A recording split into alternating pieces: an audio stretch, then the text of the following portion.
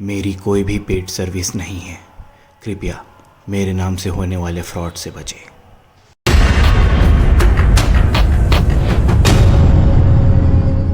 Hello guys, कैसे हैं आप सब। मैं हूं अभिषेक और स्वागत है आप सभी का आज की इस हमारी #AskMeTTM की एपिसोड 2 में। और बेसिकली ये वीडियो हम बनाते हैं आपकी क्वेरीज के ऊपर। मैं हर फ्राइडे को एक पोस्ट डालता हूं कि अगर आपकी कुछ क्वेरीज है तो आप उसमें कमेंट करिए। उसमें से जो सबसे ज्यादा ट्रेडर फ्रेंडली क्वेश्चन होगा, जो मेजोरिटी ऑफ द लोगों की प्रॉब्लम्स होगी, उस प्रॉब्लम्स को हम एड्रेस करेंगे और उनके सॉल्यूशंस देंगे। तो इस वीक हमको 3 क्वेश्चंस मिले थे। सबसे पहला क्वेश्चन था कि बिगिनर, मतलब जिसको कुछ भी नहीं आता या एकदम बेसिक लेवल है, वो कैसे स्टार्ट करे। ये बहुत अच्छा क्वेश्चन है क्योंकि देखोगे आजकल तो बहुत सारे लोग ट्रेडिंग की तरफ आकर्षित हो रहे हैं। ठीक है।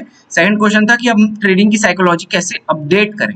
ठीक है, ये भी बहुत अच्छा क्वेश्चन है। और थर्ड क्वेश्चन था बैंक निफ्टी या निफ्टी में जो ट्रेड करते हैं, तो उसमें जब हम लोग स्ट्राइक प्राइस कॉल या पुट का वो कैसे चूज करें। तो ये तीनों क्वेश्चंस मुझे बहुत अच्छे लगे, तो मैं एक एक करके अब इन तीनों के ऊपर बात करने वाला हूँ कि एक बिगिनर कैसे ट्रेडिंग स्टार्ट कर सकता है या क्या करना चाहिए एक बिगिनर को। देखो, सबसे पहली चीज, अगर आप एक बिगिनर हो, ठीक है, तो सबसे पहले ना एक गुरु पकड़ लो। सबसे पहली चीज, मैं लास्ट एपिसोड में भी यही बात बोला था, एक गुरु पकड़ लो और वहां से सीखना स्टार्ट करो धीरे धीरे नई सारी चीजें। ठीक है, बुक्स पढ़ सकते हो, यूट्यूब में बहुत सारी चीजें हैं आजकल। देखिए, एक नॉलेज लेने के बाद जब आप ट्रेडिंग में उतरोगे तो सबसे पहले मैं रिकमेंड करूंगा कि आप स्टॉक्स को करो। मतलब स्टॉक्स पकड़ो, उसमें ट्रेड करो, नॉर्मल बाइंग सेलिंग। ठीक है, ऑप्शंस फ्यूचर्स बाद में करना। सबसे पहले एक स्टॉक्स को पकड़ लो, सिंपल बाइंग करो स्टॉक को। ठीक है, होल्ड करो, देखो कि मार्केट किस बेसिस पे वर्क कर रहा है, मतलब आप कब बाइंग कर सकते हो, कब सेलिंग कर सकते हो। स्टॉक्स पे पहले सारी चीजों को समझो अच्छे से कि मार्केट कैसे वर्क कर रहा है। ठीक है, चार्ट्स को वहां से देखना स्टार्ट करो और ऐसे स्टॉक्स को पकड़ो जिसमें लिक्विडिटी ज्यादा हो। लिक्विडिटी मतलब जिसमें बाइंग सेलिंग की संख्या ज्यादा हो। ठीक है, मतलब रिलायंस हो गए, टाटा के शेयर्स हो गए, ऐसे स्टॉक्स को पकड़ो। ना कि कोई 1-2 रुपए वाले पेनी स्टॉक्स को पकड़ लिया और उसका 100 रुपए का खरीद लिए। तो इसीलिए ऐसे स्टॉक्स को पकड़ो जिसमें लिक्विडिटी ज्यादा हो। लेकिन अब देखोगे तो रिलायंस के शेयर्स हो गए 2-2.5 हजार के, आप उतना फंसाना नहीं चाहोगे शुरू शुरू में। तो सस्ते वाले स्टॉक्स भी हैं लेकिन उनकी लिक्विडिटी ज्यादा है, बहुत सारे हैं। तो उनको सर्च करो, जो नामी गिरामी स्टॉक्स हैं। पेनी स्टॉक से दूर रहना, क्योंकि फिर बेचना चाहोगे, कोई खरीदने वाला नहीं होगा तो आप ओवरऑल फिर नुकसान में चले जाओगे। तो कुछ नहीं, ज्यादा से ज्यादा 1-2 शेयर्स खरीद लो। 200-250 रुपए के भी होंगे तो 500 के 2 खरीद लो। ठीक है, ट्रेंड लाइन वगैरह बनाओ, उसके बेसिस पे, ब्रेकआउट के बेसिस पे बाई करो, इसको होल्ड करो 15-20 दिन। इस हिसाब से फिर उसको समझोगे आप। ठीक है, एक बेसिक ट्रेडिंग यहीं से ही स्टार्ट होती है। मेरा भी जो ट्रेडिंग करियर था यहीं से ही स्टार्ट हुआ था, स्टॉक से। ठीक है, उसको समझा था धीरे धीरे कैसे क्या करना है। देन धीरे धीरे आप अपग्रेड होते जाओगे समय के साथ। तो मैं तो रिकमेंड यही करूंगा, अगर आप एकदम बिगिनर हो तो सबसे पहले स्टॉक्स में जाओ, स्टॉक्स को पकड़ो, वहां से सीखो, धीरे से इंट्राडे में आओ। इंट्राडे के बाद फिर आप ऑप्शंस फ्यूचर्स में आना। ठीक है, अब आते हैं हमारी सेकंड क्वेश्चन पे कि साइकोलॉजी कैसे अपडेट हो सकती है।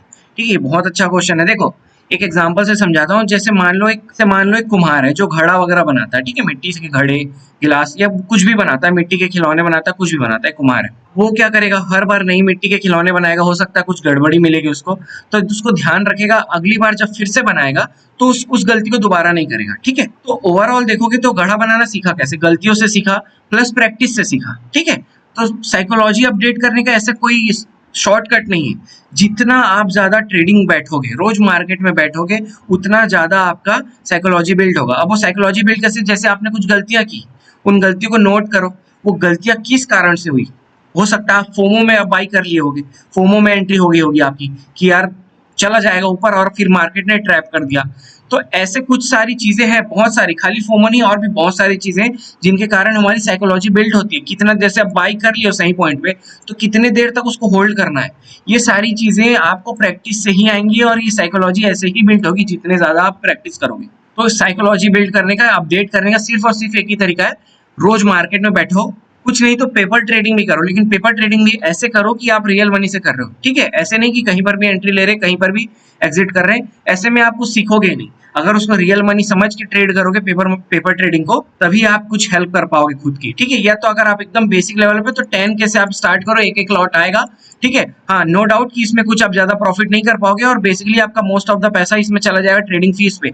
लेकिन यहाँ पर से आपकी बहुत सारी चीजें बिल्ड हो जाएंगी, एक साइकोलॉजी बिल्ड होना स्टार्ट हो जाएगा 10 के से ही। क्योंकि मैंने भी अपने शुरू में जब स्टार्ट किया था तो इतने से ही प्रैक्टिस स्टार्ट की थी।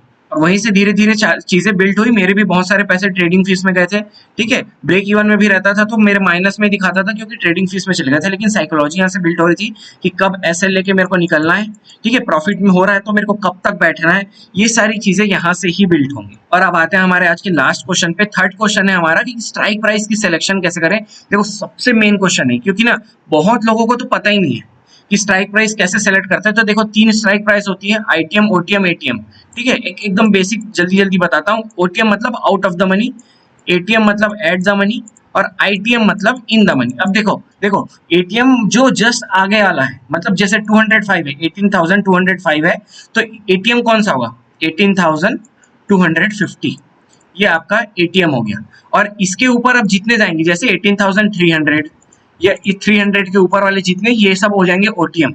और आईटीएम कौन से होंगे, 18,200, और इसके सारे नीचे वाले ये हो जाएंगे आईटीएम। समझ में आया आपको?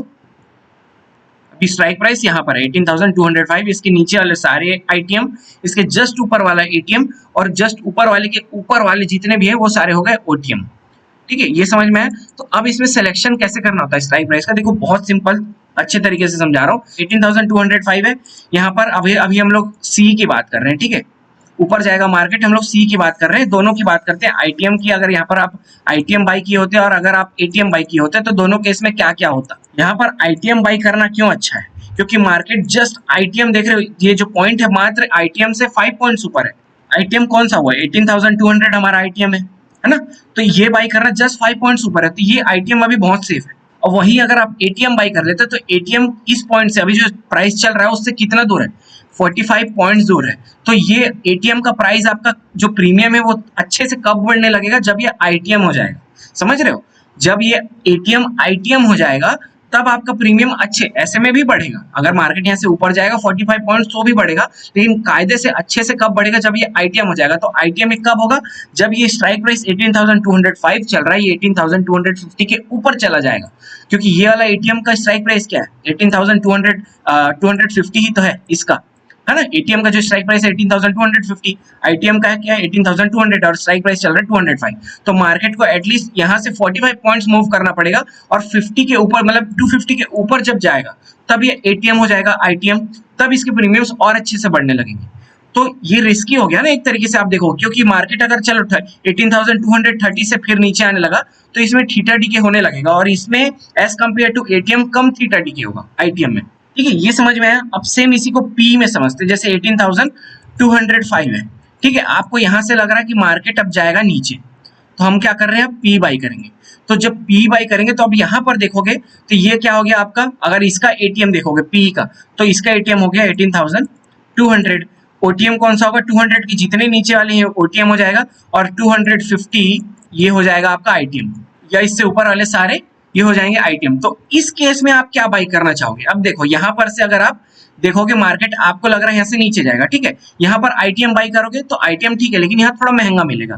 क्यों? क्योंकि मार्केट ऑलरेडी यहाँ से 45 पॉइंट्स डाउन है, आईटीएम का जो स्ट्राइक प्राइस है वहां से मार्केट 45 पॉइंट्स डाउन है, ठीक है। लेकिन अगर इस पॉइंट पे अगर आप एटीएम बाई करते हो, एटीएम पॉइंट बाई करोगे अगर यहाँ पर, तो एटीएम कितना है, 18,200, जो कि मात्र 5 पॉइंट्स, जो कि मात्र 5 पॉइंट्स 18,000 जो अभी करंट का स्ट्राइक प्राइस है उससे मात्र 5 पॉइंट्स नीचे, और आप पी ही बाई कर रहे हो, मतलब आपका टारगेट होगा एटलीस्ट मान लो 30-40 पॉइंट्स, ठीक है। तो मार्केट अगर यहाँ से नीचे आता है तो 5 पॉइंट्स के बाद ही आपका ये एटीएम जो होगा, अगर मार्केट 18,205 है, ठीक है, 205 में आपने स्ट्राइक प्राइस बाई किया 18,200, ठीक है, अभी ये एटीएम है, एट द मनी है अभी ये, ठीक है। जैसे ये 6 पॉइंट्स मान लो नीचे गिर गया, कितना हो गया, 18,199, तो ये जैसे 199 हुआ, ये आईटीएम ये एटीएम आपका हो गया आईटीएम, ठीक है। अब ये 18,200 क्या होगा, यहाँ पर आईटीएम हो गया इन द मनी। तो अब इसके प्रीमियम्स अच्छे से बढ़ने लगे। तो समझ में आया क्या कैसे बाई करना है, जो ये स्ट्राइक प्राइस जिसके ज्यादा करीब है,